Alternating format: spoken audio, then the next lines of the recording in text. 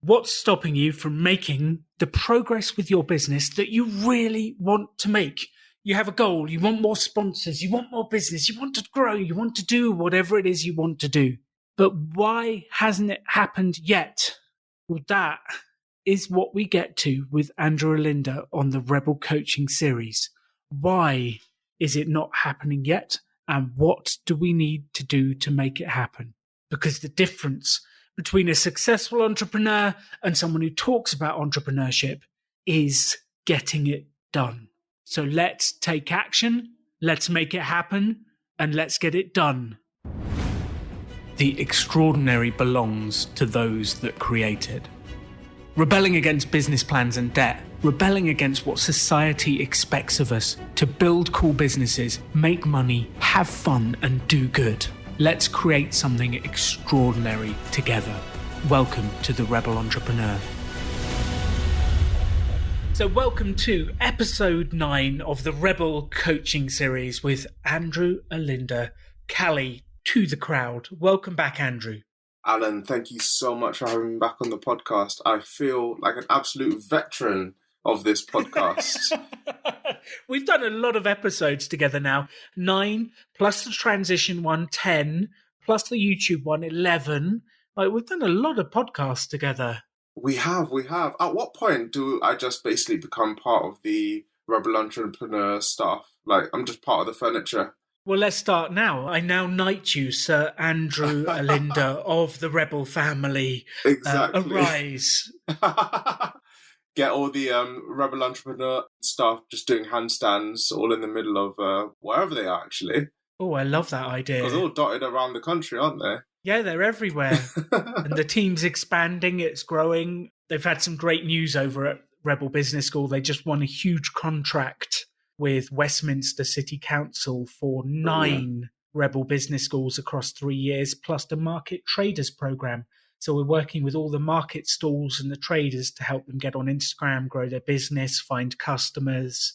Yeah, so it's been an incredible week at the Rebel Business School with the new contract, the new growth. We're hiring new people. Yeah, it seems to be flying over there. Simon's doing a good job.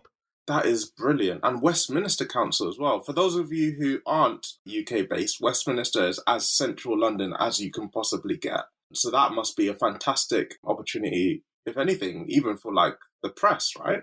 Getting that in front of so many people. It's an incredible opportunity. Yeah, it's a huge opportunity. And you're right, it's really quite interesting, the borough, because they cover the Houses of Parliament and some of the wealthiest areas of the country down to like some suburbs of London that really need help. And we will be spreading entrepreneurship all through those different boroughs and helping the market stall traders and the local people. And yeah, it's a cool project. Anyway, how did this end up me talking about Rebel Business School? Isn't this podcast about you, Andrew, and helping you to make progress? I think it's healthy to discuss both. I always think it's healthy to see what's going on. But things are going really well with Cali to the crowd. We are fresh off the back of a episode with Christina and Jamie, and that went really well. That was actually going to be released long before this episode, but chronologically, that's where we are. And I'm in a place where I'm really, really happy with Cali to the crowd at the moment. But we're going to get onto that in a second, don't we? Well, you said last time, so the actions from the last episode 8 were you were going to use the huge energy you had just to film and create because you'd found some energy. Have you managed to keep that energy rolling? I really have. One thing I really wanted to do was, as the UK kind of comes out of lockdown, our weekends are becoming really, really busy. You can imagine there's so many people we haven't seen. Our lives are quite hectic. Work has been quite mad as well. I got a promotion at my job. Anna, my girlfriend, has got a new job herself. So life is really hectic. So what I wanted to do was use all this energy to build up a backlog of just videos to make sure that when life eventually does come at me, I have a backlog of things that I could just press publish on a Sunday morning and just say, you know what, video's already done, it's already recorded, here you go. That is so important. So important. I've learned that on the podcast as well. This episode is not going to be released for like 4 months. I'm about 6 months in advance of my content. It's all recorded. It's being edited. I've done my job. And it just gives me huge confidence. I feel calm. I feel relaxed. And you can almost I can decide if I want 2 months off, it's okay. So I think it's actually really important. You don't want to be scrambling on a Friday or a Saturday to get the video for the Sunday. That's always a painful position to be in. 100%. And I think it also comes across when you're creating videos, when you do it rushed, you know it, you see it when you watch it back to yourself, when you listen to it back to yourself. So having all of this energy to literally throw at my video notes, to throw at filming, it really is so beneficial. And now I'm at a point where I've got 8 videos in the backlog. The only downside is I get a lot of video requests, and sometimes the video requests in the comments are like, hey, can you do a video on this? And sometimes within a week, 2 weeks, that video will be produced and, I'll be able to put it out in front of people. Whereas now, sometimes with the comments, I'll be like, oh yeah, I'll get that in the pipeline. You might see that. You might see that in 2 months' time. But yeah, it's a really, really good place to be in. I'm really enjoying the channel's growing as well. Sometimes I look at that subscriber number and I'm still bamboozled by how many people, and I'm just really enjoying it, Alan. I think it's probably coming across in my voice. I'm really, really enjoying it. I love that. I absolutely love that. Yeah, because your subscriber number list, you're now up to 3.76 thousand, 3,760 subscribers. Katie has subscribed. We were watching your LSIT video about progress this morning. You're doing a brilliant job on this stuff. One of the other things you said you test out was the sort of song anchoring thing. Did you get to experiment with that since we last spoke? I did. I had a couple songs in my head when you first mentioned it, and what I've really enjoyed listening to whenever I find myself in a particular moment of really hyped up energy to anchor myself to that sort of feeling, I've been listening to, have you ever heard of The Lonely Island? No, I have not. This is probably an age thing, though. Oh, no. These guys are basically a set of musical comedians. Are they? Yeah, if you YouTube them, literally just YouTube The Lonely Island. Maybe don't listen to it when you've got your kids around, because the themes of the songs are actually maybe not safe for work, but I'm on a boat, hilarious. Jack Sparrow. Yeah, there's some interesting titles amongst their popular releases. But yeah, they made a series of songs a while back, and if you watch them, they're just so dumb and they're so hilarious, but they put me in such a good mood. So I've found that I've started getting to a point where I'll listen to those when I'm really, really hyped up, taking your advice. And what I've started doing is just before I'm about to either record a video or I'll film a set of exercises, I'll play one of their songs, one of my favourite ones of their songs. And you're right, you can anchor yourself to the feeling that you had, even if you're in a place where, so I film a lot of my videos, for example, on a Saturday morning quite early. If for whatever reason I'm not particularly awake yet, that song, it's like a hit of coffee. Boom. Yeah, it's brilliant. And yeah, I'm definitely going to keep this going because it's a really nice brain hack. It's natural caffeine. And it's interesting, you can use other songs to anchor yourself to different states. So for me, I love Marvel, as you probably know. And on Spotify, there's the Marvel Cinematic Universe playlist. And I listen to the music from the movies, Captain America, all that stuff. And if I put that on in my headphones and I'm writing, I'm working, I get into such a productive state. I feel like I'm Captain America charging through my emails. I feel like I'm Iron Man writing my blog post. It puts me into a productive state. But then there's other music that will lift me up. There's other music that will calm me down. And you can actually create different soundtracks, different playlists to help you be in the mood. Because you probably don't want to listen to The Lonely Island just before doing your editing. You get a whole different type of video, but there's different music that will help you through that. And I think it's about just finding or anchoring the state you need so that you can go into it as quickly as possible. So you can go into your presenter state, you can go into your editor state. And for me on a computer, it's I need to be focused, I need to be in it, I need to have the energy. But that doesn't necessarily work when I'm presenting. And I had a different way of anchoring in the presenting state, which was I would bounce around I would jump up and down. That would give me the energy. And then when I come out on stage, I'm smiling, I'm full of energy, I'm talking to people, I'm directed. So I think it's actually incredibly important because the state you're in or the energy you're in prior to a meeting, a sales call, a video production will completely change the outcome of said meeting.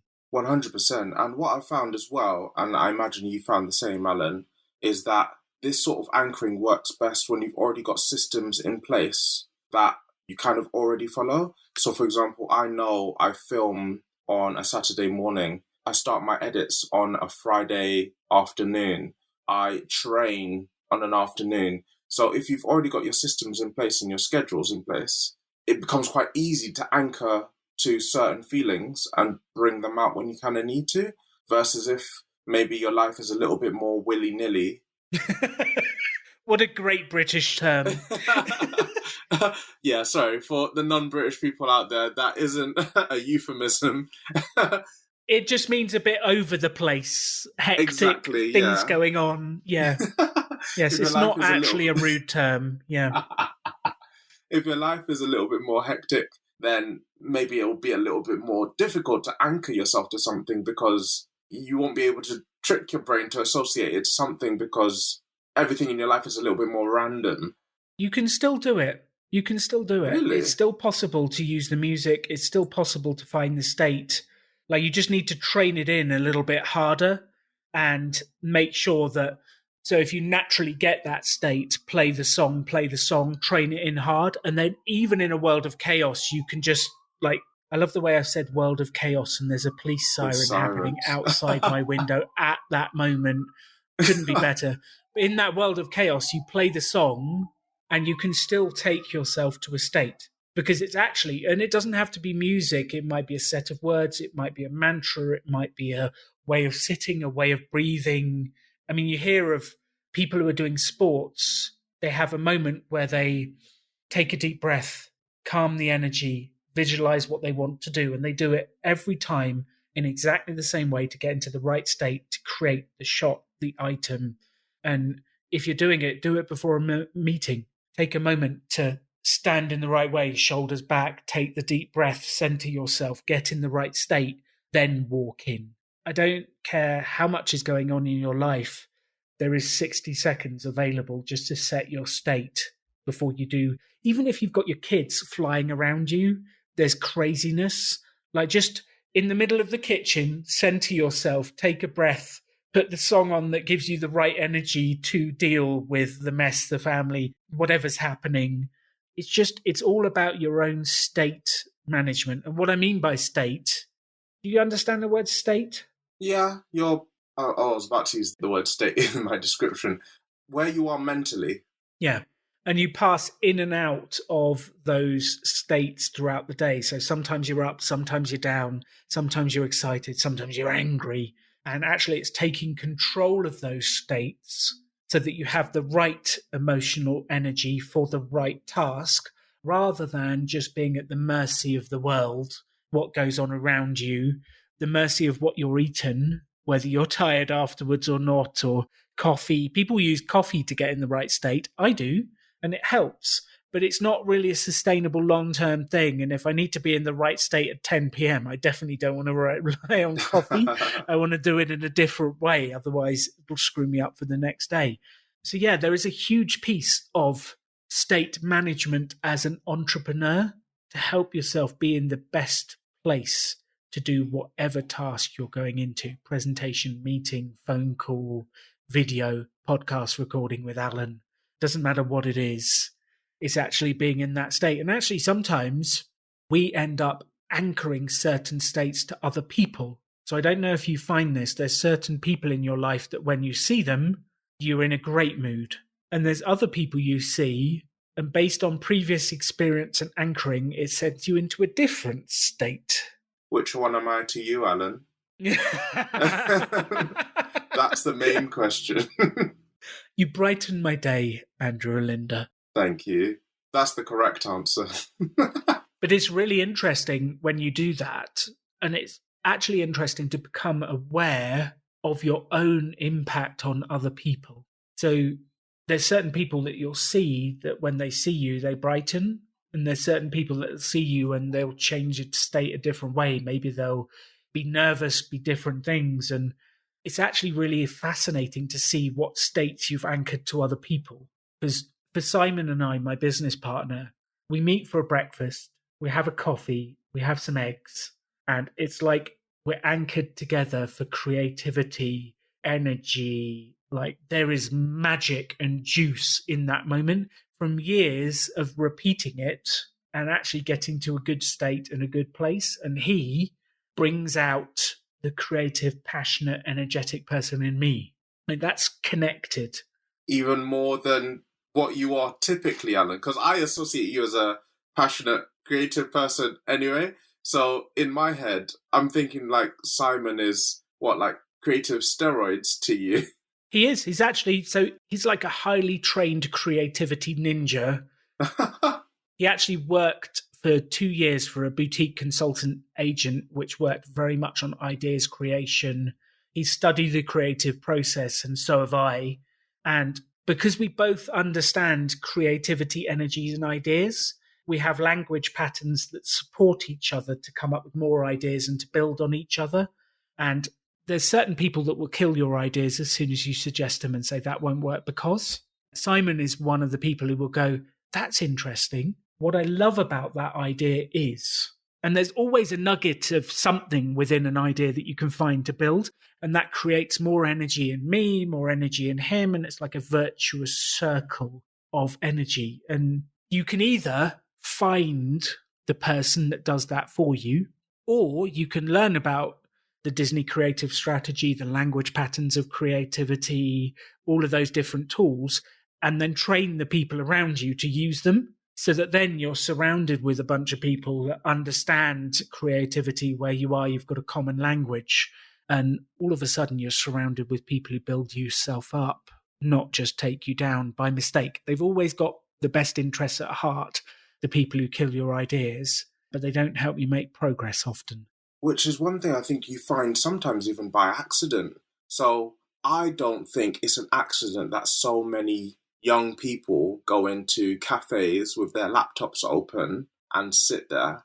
If you go into a cafe and you've got so many people in that space, it's easy to feed off that energy, even if none of you are speaking to each other.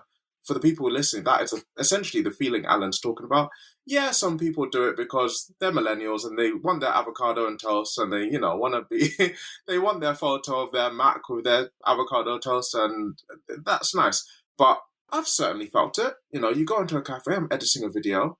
There's a whole load of people, laptops open, some people having business meetings that you can eavesdrop in on the background. You hear the baristas making the coffee, you smell the coffee. You get the energy just by virtue of being in the same space. And with different emotions, that will happen with your family, that will happen with your friends, that will happen with the people you live with, whatever it is. And becoming more aware of it just helps you be more intentional with how you use it in your life.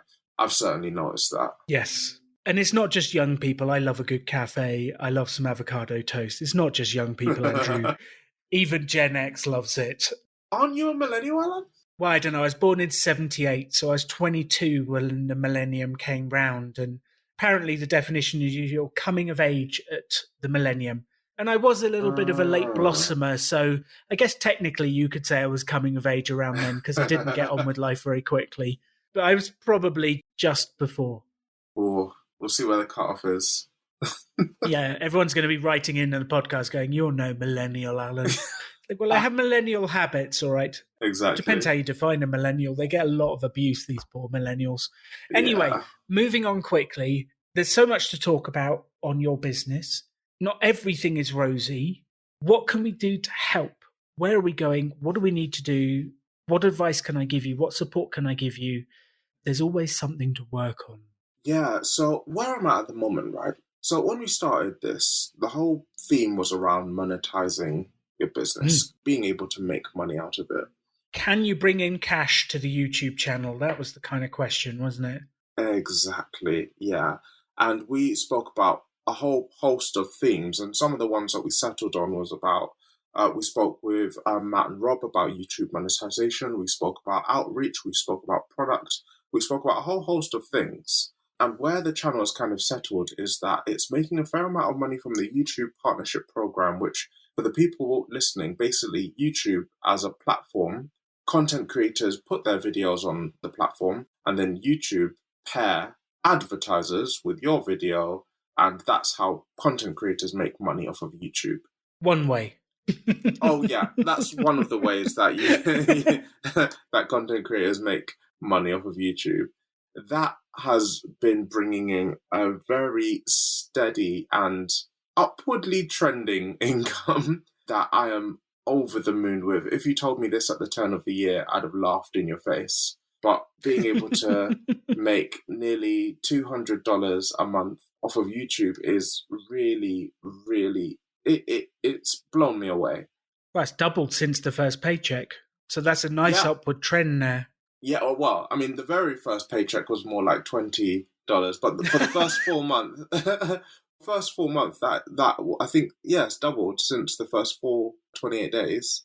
And it's slowly trending upwards. Month on month, you see that trend going upwards as the videos get better, as the views go up, as the subscribers go up. And that is a really good place to be. What's also nice is that we also tried a different avenue. So for those of you who've been listening to this series for a while, we also tried outreach, reaching out to brands. Now, there are very few fitness brands. Let me rewind a little bit.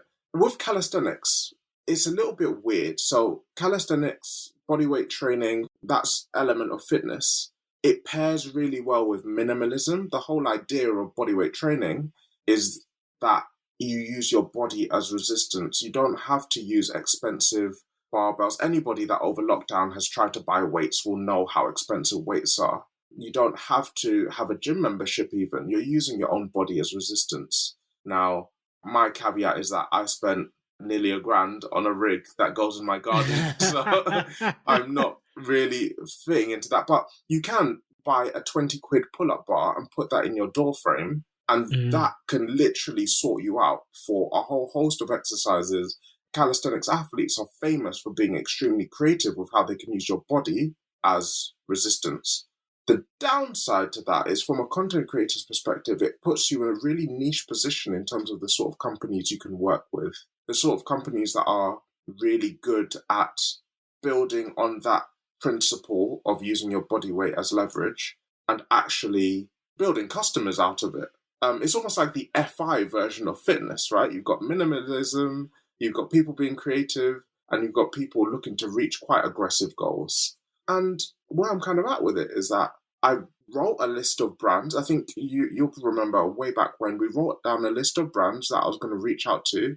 And that brand list wasn't particularly extensive, but a whole load of brands that, quite importantly, I have used for a really long time. So I really trust these brands. I reached out to a lot of them, sometimes a lot of them multiple times. And where it kind of came back to was there were two brands that reached out back. The first one was a brand I absolutely love. They basically reached back out to me and said, you know what, we love what you're doing, but for our ambassador program, you need to have a larger following. So I was like, you know what, I'm okay with that. Their tipping point isn't actually far from where I am at the moment. Ooh. So I kind of said, you know what, I'm kind of okay with saying thank you. We'll get there. Exactly. So I responded to their mail, and that was MyProtein. And how many was it a subscriber number? Was it a video number? Yeah, they basically wanted 5,000 subscribers or followers on at least one channel. So at the time, I tried to game the system and said, I had 2,500 on... So I think at the time I had 2,700 YouTube subscribers and 2,200 Instagram followers. So I was like, hey, I've got a total following of 5.1.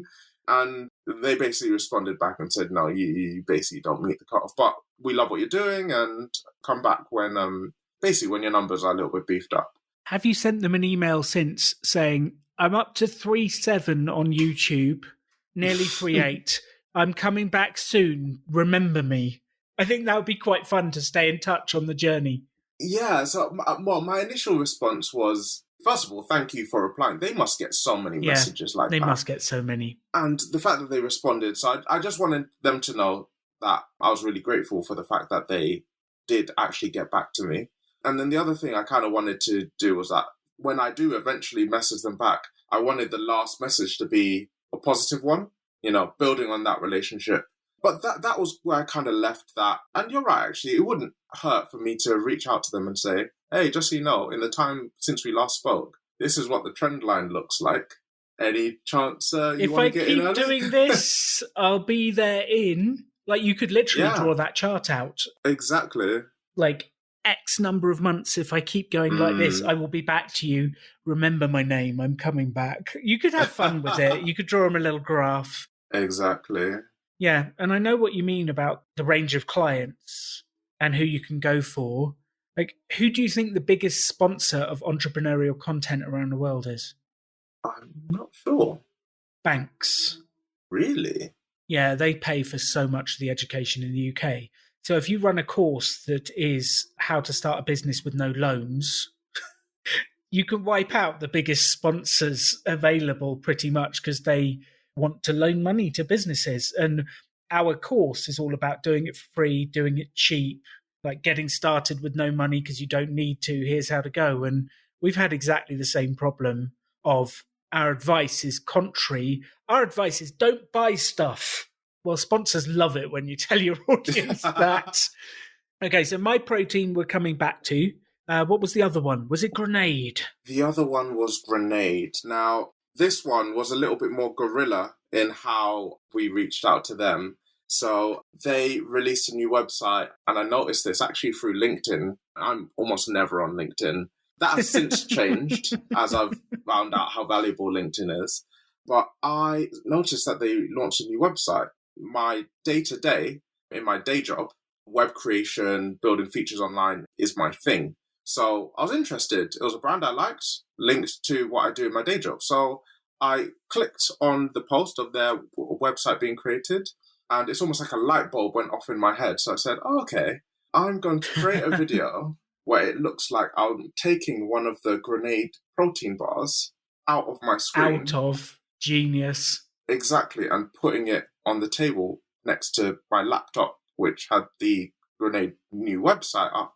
So I put that on Instagram and I shared the post on LinkedIn and I captioned it, do you think I should tell Grenade about this bug on their brand new website? Now, the Grenade team, when they first saw that, they were terrified. Because you read a caption like that, you're like, oh my gosh, what's going on? We've got a bug! We've got a bug! Yeah. And then it was hilarious. Their head of brand shared it. They shared it on their Instagram feed. Their social media manager reached out to me and asked if they could share it on their Instagram feed. And hell yeah. And then that did two things. That got me in with their head of brand. And I got an email for the person who manages their social media platforms. I had their email address. I had their phone number. And if anyone has been listening to the Rebel Entrepreneur podcast for a while, you'll know how much Alan loves phone numbers. Oh, yes. So... Get him on the phone. Get him on the phone. None of this email stuff. Come on, ring him. So from that point on, it was very, very easy to then strike up a conversation. So I got on the phone with the person who manages their social media and basically said, hey, just so you know, I noticed you liked that post. Do you want to work with me further? I think I could add value here. I create videos like this all the time, really quirky little videos all over Instagram, and it matches very well with the Grenade brand, which is very tongue-in-cheek, a little bit naughty sometimes, and, you know, really, really funny and banterous. She didn't respond. Well, on the call, she was very positive, but then with the follow-up email, she didn't respond. So I was a little bit saddened about that, but a couple of days later, I followed that up with an email, and... People get busy. It's okay. Yeah. 100%. I didn't take it personally, but in my email, I basically sent over my media pack as well. Basically just saying, like, this is what I do. I am really interested in, you know, working with you guys in the future. What are your thoughts? And that's when she emailed me back and said, hey, by the way, we have an ambassador platform. We're not really focused on YouTube at the moment. It's not really a platform that they push, but what they do is they have a program where, say, for example, you post something onto Instagram or TikTok, I think is what they use as well. And if they share it, they'll pay you for it, almost like for want of a better word, a bounty or a commission. And I thought, you know what? This gives me an in. I'm going to play the game to begin with, build up that relationship. You've got nothing to lose. Yeah. Exactly. And since, they have just been loving the content, Alan. They've really been loving it. I'll make a video, I'll create a story, I'll create a reel on Instagram, and they just really love it. All the while, I've been having more and more richer conversations with the Grenade social team. And that's basically where I'm at with the brand outreach. I'm building up those relationships, trying to make sure it cements into something where they understand they're not just working with someone who's going to get a brief and then churn out a video and then come hat in hand being like, hey, money, please. Because I've got friends that work in PR, not quite this area, but PR all the same. And they say some of the people that they work with are just really painful to work with. I'm just thinking, if I can be just slightly better than the people that they're working with on a daily basis, be more intuitive? Is that the word? More forthcoming with ideas. I think you just need to understand them. And I tell you what no one does well is ask questions. Like, the more you can understand them, their goals, what they're doing, the better. And then one other idea that I'd love you to get in the audience is, behind every corporate goal is a personal goal. If you can really understand that, like this head of social, is he, she building the team? What's their goal? Are they looking to get promoted? Are they looking to reach this milestone? If they do that, will it get them a raise that gets them their house at home? Will it get them a holiday? Like, what's in it for them as well? And the more you understand both levels, the more you can really target what you're doing to support them and help them. And I tell you what, most people never take the time to really understand the other people. And here's the example I'd love to give you. Back in the day, I was working on landscape contracts, and we did grounds maintenance, cutting the grass, the hedges for large housing associations. And the contract comes out that you apply for, and the contract says grass has to be kept at X height, hedges have to be cut so many times a month, so many litter picks, etc., etc. That was what's in the contract. And when you speak to the guy who's managing the contract and you understand, so what's the biggest pain point for you? And you could see his face change. And the biggest pain point was the calls from the people who lived in the homes saying the grass wasn't cut, like the litter picking hadn't done, and he hated dealing with those. Biggest pain point. So when we wrote the contract, what we said was, we will take those complaints directly. We will put them into a spreadsheet. We will deal with them, and then we will tell you once a week what we do with them, like whether they've been solved, what's not. So we've taken all of his pain, put it in a spreadsheet that he can read at his own leisure over a mug of coffee, and dealt with the thing. But that was not in the contract. They didn't ask for that. They asked for the grass to be X height, for it to be cut on X day. That's what they asked for. But you would never know that that's what the person really, truly wanted. They didn't even know the solution to their pain. I had to come up with the solution, but I never would have understood it without really getting in and talking to them. And that's why I say, like, speak to people on the phone, preferably face to face. Like, if you can buy them a coffee, if they happen to be in the same town, even better. If you can do it in the park over calisthenics, whatever it is, even better. But you'd never find out that stuff for an email, because they'll just tell you, we need these many subscribers, this many stuff. And they'll just tell you the bog standard stuff they tell everyone. You need to stare them in the eyes, hear their voice, ask them awkward questions that they'll quite enjoy listening and learning to. Like, that's where the magic happens. 100%. And I think building to that point is really, really important, because you actually find out more about how you like to engage with people as well. So I've certainly found that when I've been asking them about what it is they've got planned for this month's marketing campaigns, what sort of things that they've been up to, what sort of things that they're going to be posting about, I'm learning how I would like to work with people. If this was ever to become a full-time thing, I'm learning about how do I want to manage the people I'm working with, how often do I want to create content that isn't my primary, YouTube videos, even things that are completely tangential. How much of my income do I want to be coming from this and not YouTube? Well, YouTube, quote unquote, because technically it's all YouTube. YouTube is the kind of focal point of it all. But how much of my income I know do I what want you to be coming mean. from this I know source? what you mean, yeah. And it's really, really interesting because by unpicking that, you're building better relationships, right? You're also technically building a better business as well. And you just learn so much about yourself and the other person as well. And you definitely don't want to rely on one source of income because you never know what would happen. I had a friend who had an incredibly successful website that made money off affiliate marketing. One of his keywords, all his traffic came from Google. One of his keywords, there was a movie released with the keyword. So the title of the movie was the keyword. So Google shifted everything. He got booted from page 1, 2, and 3, and the movie went to those keywords. And he lost all his traffic. A significant portion of his income vanished overnight because it was based on one keyword. And like he's still got PTSD from that, and I can understand why. But you need like those multiple sources of income in different ways. If you've got a good source coming from YouTube, excellent. And can we get the sponsors? And can we get some affiliate income? And what else are we doing outside that to see what it is? Like at the start, you do want to focus on one because it does help, but then you need to expand outside because you never know. You never know when these things are going to change. One of our major clients for the Rebel Business School is housing authorities, housing associations. And the British government changed the legislation for housing authorities overnight and forced them to reduce their rent for customers by 1% a year for 4 years. Doesn't sound like a lot, but one housing association we worked with was left with a 10 million hole in their budget overnight. Guess what got cut? And overnight, we lost 3-4 customers, a huge amount of business, and it was all down to a government decision to change things. And that definitely woke us up. We need more councils, we need more corporate sponsors, and we need to expand to have that base. And to start with, you get one housing association, then you get 10, and then you go, okay, this is going good. What else can I get? How else can I expand?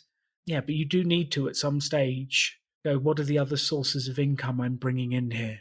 Yeah, I'm certainly not going to sip margaritas on my glass foundations of the YouTube partnership program, which can basically change on a whim. Yeah, I'm certainly not going to lean heavily on that. But one thing you mentioned, Alan, and I know it's something that we plan on digging into, and it's in my head, is kind of the next phase of the monetization project, which is affiliates. I know we plan on speaking to a good friend of yours actually on this very topic, but it's something I have very little experience on.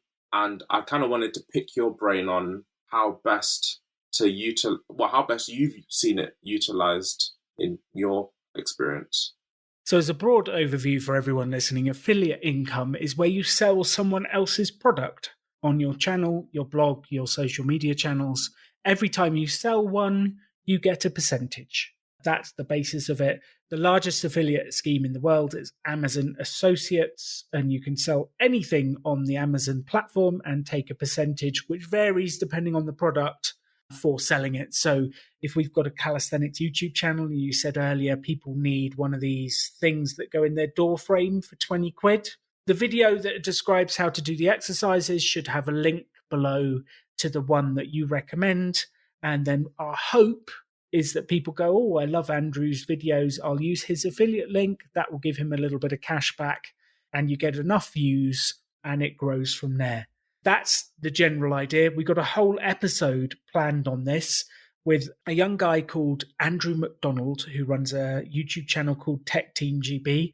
He also has an affiliate program that he's launched called Locally, which is for YouTube creators. And basically, you used to have to put the link to the American site and the link to the UK site and the link to whatever other country so that your viewers could choose which one. His new piece of software allows you to put one link and it auto takes people to the correct country. It's really interesting what he's doing. And I met him when he was 15 at school, and he came up to me after I did a presentation in his school about building businesses, and he said, I've got a YouTube channel, how do I monetize it? And this was, I don't know, 10 years ago. Oh, wow. Monetization on YouTube before it was cool. Yeah, I was coaching him way back when how to grow monetization on his channel. So it's really interesting. He's coming back after, well, I didn't have a podcast back then. I don't think I was even properly running Rebel Business School back then. I was just getting going and helping this young guy who was full of energy. And the reason I loved coaching him and kept doing it was I would give him advice, and every time he would come back a week later or a month later and say, Alan, I've done it. Here's what happened. It did work. It didn't work. Tell me what else to do. And that kind of energy. Do you know how many people I give advice to, Andrew, and then I never hear from them again? Never. Yeah. They just disappear. Or worse. Or I'm not sure if this is worse, actually, but they reject advice. Like, you give someone advice and then they say, no, that's not possible. No, that won't work. They're not going to try it. Nah, that won't work. You can actually see it in their eyes. They never tell you. They go, oh, yeah, that sounds good. But you can kind of see in their eyes they're never going to do it, and you never hear from them again. But Andrew McDonald is going to get very confusing with two Andrews. We're going to have to change your name or his. Alinda and McDonald. But he actually did stuff. And I think my experience over the years is, this is going to sound very strange, but the ability to do things and make things happen is a rare skill. Like, people don't do stuff. They listen to the advice, they go back to their normal life, and nothing changes. The ability to go, okay, Alan says make 10 calls, and then to do it, and then to message me and say, I made 10 calls, everyone ignored me, what should I do now? Like, that is not normal. It's not normal behavior. It should be, but it's not. So if you're listening to this, like, we've spoken about outreach to people to sponsor channels. We've spoken about phone calls. We've spoken about behind every corporate goal is a personal goal and asking questions to uncover it. There are clear, actionable steps in this podcast if you can pull them out and then go and do them. And I'll tell you what, if you're the person that actually goes and does them, that puts you in the top 0.1% of entrepreneurs, of people in the world. And it seems like a simple thing, but people don't do it, Andrew. They don't do the stuff. And that's probably why I end every podcast episode with you going, so what are you going to do now? And then try and get you to commit to doing a bunch of stuff. Because I know if you do stuff, stuff happens. I know if you take action, things happen. Yeah. Like, does that resonate with you? What do you think about that? So much. So much of what you just said just really hits home. If you go onto Instagram right now, the amount of inspirational quotes you'll see written on top of photos being shared by everyone, you'd think everyone on Instagram was smashing their goals out of the park. You know, they'd be so inspired. Yeah, 100%. Quotes like "seize the day," and then you read it and you're like, "Yeah, I really do need to seize the day." And then you continue scrolling for the next 15 minutes. You know, it's so important to just do stuff. I can tell you right now, I don't know anything about this Andrew McDonald guy that you've just mentioned. We're going to find out.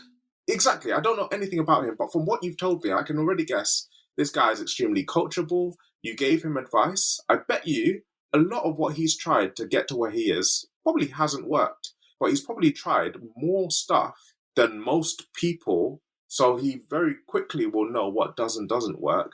I know in my own life, when, say, for example, even in the series of of podcasts that we've produced, Alan, there's been stuff that we have spoken about. We've spoken about with Matt and Rob, and I've listened and I've gone, I'm not too sure how that's going to work, but I've tried it and I've been shocked.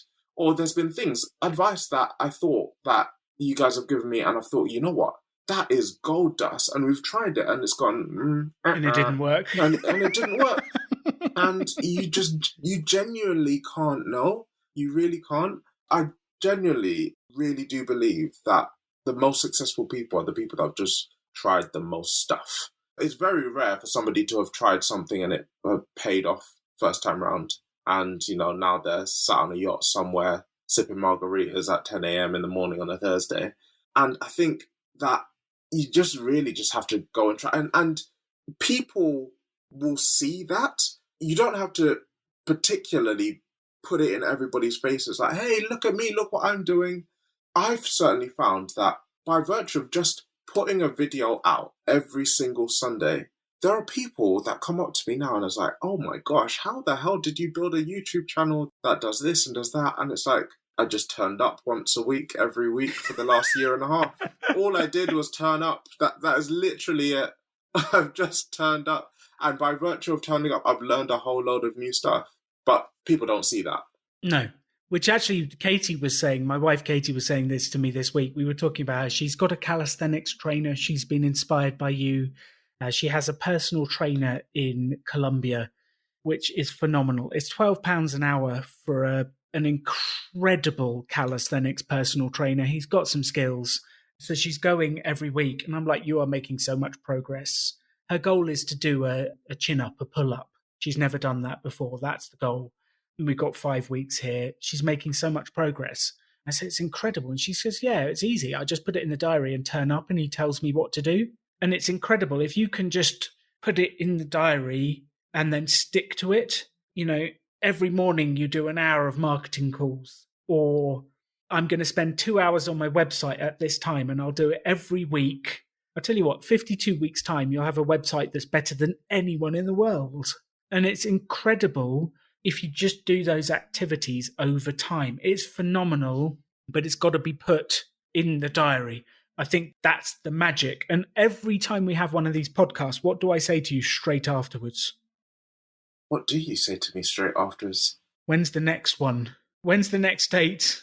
Oh, yeah, that is one thing you're really good at. So before we even finish the conversation, the next one's in the diary. Because otherwise, we hang up and now we have to email back and forth. That's a barrier. We've got to email back and forth, book a date. We need to arrange for when we're both free, what sort of time zones. That's a whole hurdle of stuff that just makes it harder to book that date. So, I mean, we're already on the phone. Why isn't it just easier to just book the next one in straight away? And that's one of my secrets is never leave a meeting without the date for the next one planned. Never leave a phone call without the date for the next one planned. Even if it's a friend that you like this person, you say, we've had such a good time, we should do this again. That's so the British thing. We should do this again. And everyone leaves and nothing happens. And like, yes, we should do it again. What day are you free? And I pull out my calendar. And I tell you what is the magic thing that makes stuff happen regularly is just put it in the diary. Never leave the scene without knowing what's next. Never. Especially with people like Grenade or My Protein or whatever it is. Okay, we've had this great chat. When should we book in when to chat next? Or when should we report back on this? Or when should I come back about the numbers? And what day would you like to hear from me? Could you do Tuesday or Wednesday? And you just book in the next date and you keep that thing going. And it's amazing because once it's in the diary, people just show up for the call, even if they're not quite up for it. And then you can turn it around. You can give it some energy. You keep going. Like that is the magic element. And you know what I found? Maybe it's the British in me, but what I found is a lot of people feel that that's being pushy, whereas actually you're making it easier for them. Alan, whenever you've asked me for the next call, I've never gone, oh, Alan, always booking calls. I've gone, you know what? Yeah, that's a load off my brain. And when I'm having these conversations with these brands, think of the number of people they must have to work with. And they've got someone basically going, oh, I noticed you've been doing this, this, and this. I've got ideas about this, this, and this. I've got this video prepared. Do you want me to tweak it in any way? I've got it already. Here's it ready for you to approve. It's so easy for them to then just go, yep, nope. And, well, there's too many nopes there. Yep. and and it becomes so easy for them in one quick email or phone call to very quickly decide on what happens next. That's one thing I don't do well enough, though, book the next meeting in. If I was to certainly make this a regular thing, because a lot of my interactions with them at the moment really are kind of through Instagram and a couple of emails. And because it's very regular, and I mean, quite frankly, it's working for me. I'm getting money.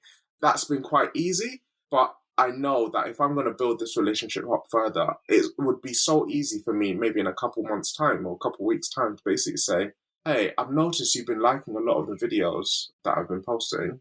Is there, I'm not really sure how to even phrase this, but take the relationship to the next level? How do you talk about getting to third base with a brand? Wow, you've gone deep there already. I love it. I think I would just be saying, like, I've got some ideas. Can we get a date to chat? And then just do it on the phone. If you start saying, can we take the relationship to the next level via Instagram message or by whatever, they're going to get a bit scared. Slide into Grenade's DMs. But I would definitely start with, okay, I've loved working with you. I love doing this stuff. I can see you're sharing it. I've got a huge amount of ideas. Can I get some feedback and some thoughts? Can we organize a half an hour call? And it's an easy thing to start the chat and go, then you can just open up with the questions. Where are you going? What are you up to? What are you posting? What's your plans? Do you have any plans for YouTube yet? You can ask them a bunch of questions. But the key is always get the date in the diary to chat. Always. I don't care what it is. Sometimes you have to do a bit to get the date in the diary, but you just need to get on the phone with them. Yeah, for sure. And I think that's the bit that I kind of wanted to ask you about. I'm in a position where they've liked 3 of the bits of content that I've done so far. They've really enjoyed them. At what point do I actually start that? At what point do I go? Because I plan on doing more of these. So what are you waiting for? I mean, my thoughts are it's only been 3 so far. That was basically my rationale. It's been 3 so far. So how many does it need to be? I don't know. I genuinely, I'm not sure. Are you waiting for 10? Are you waiting for 20? What are you waiting So for? my thoughts were, they have a system in place that works for them as a brand in terms of getting content from people and then paying them to reuse that content. I assume that system is set up in such a way because they have so many people sending them content. So I sometimes look at what they're tagged in, and I can post a video, and within an hour, I'm 5th or 6th down on their tagged videos on Instagram because there's that many people posting and tagging them in videos because maybe they're part of the scheme, maybe they want to become part of the scheme. That's something that I imagine their system is set up to catch all.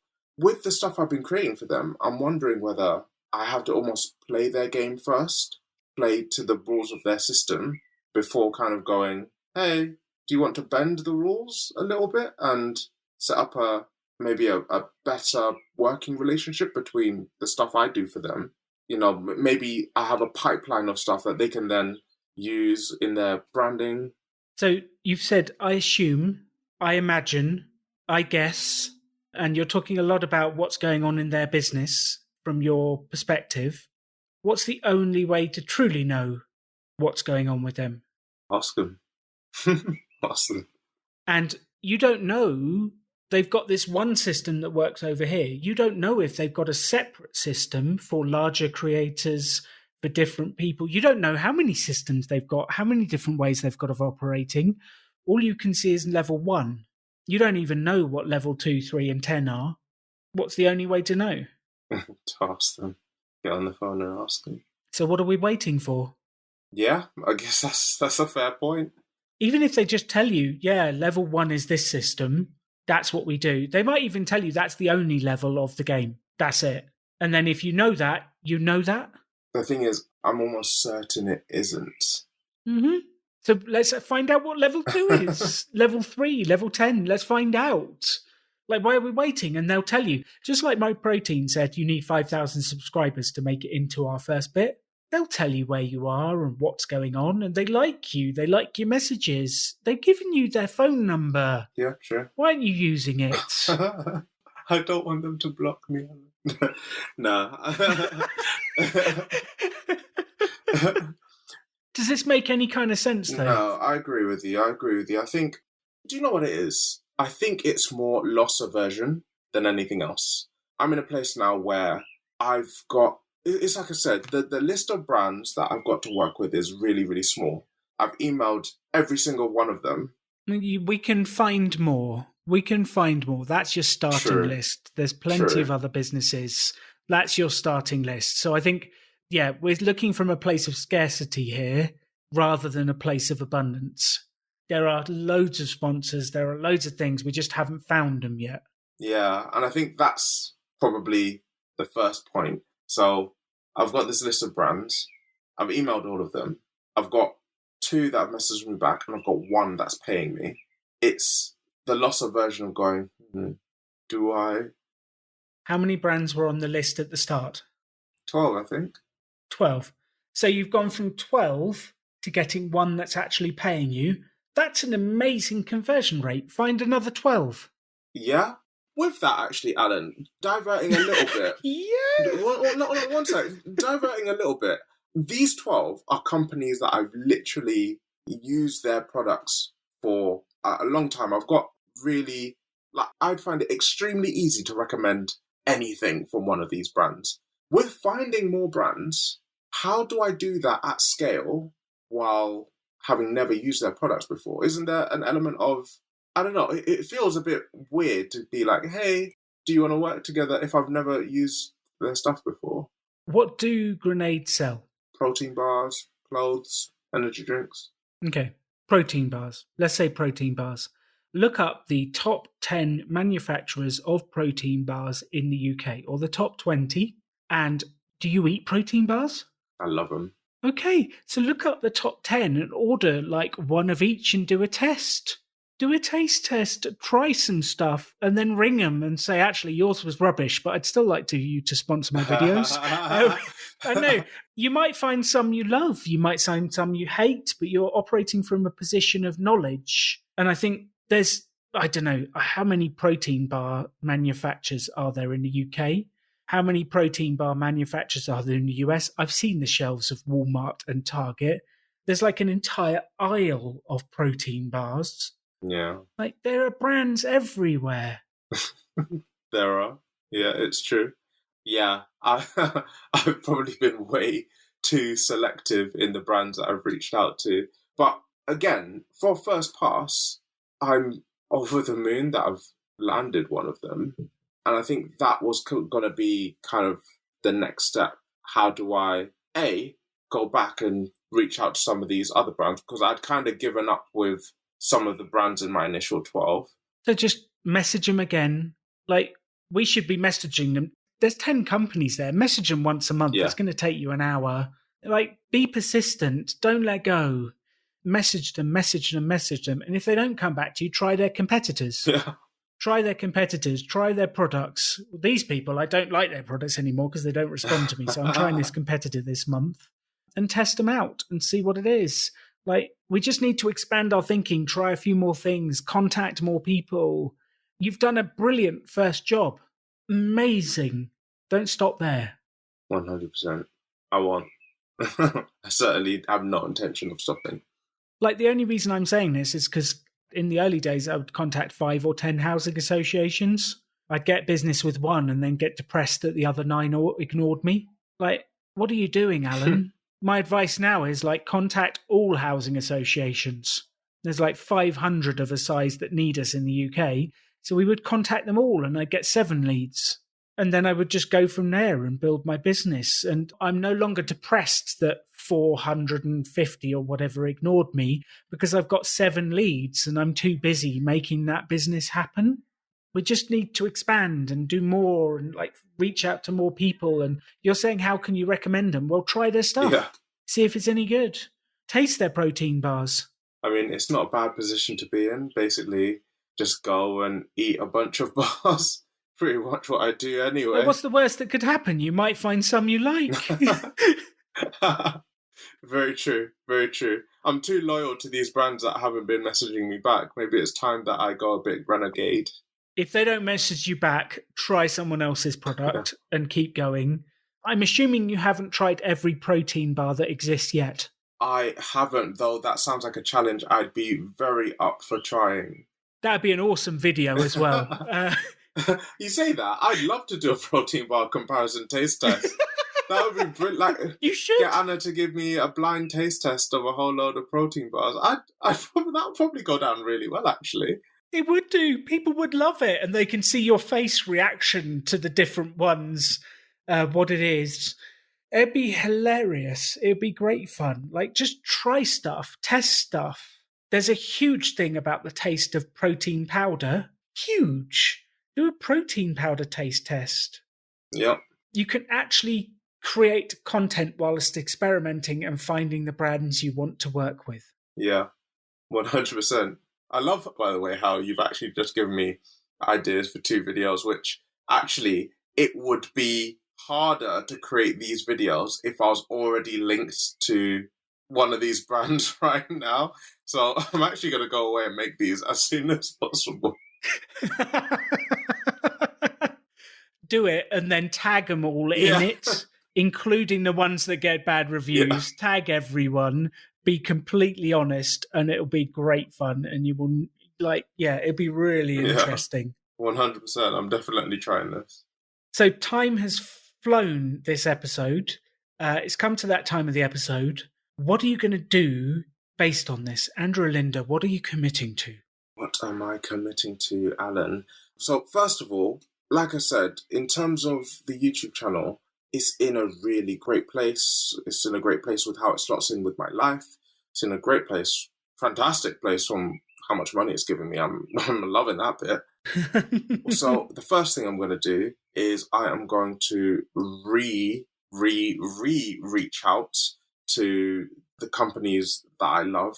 Actually, I'm going to inundate them with calls.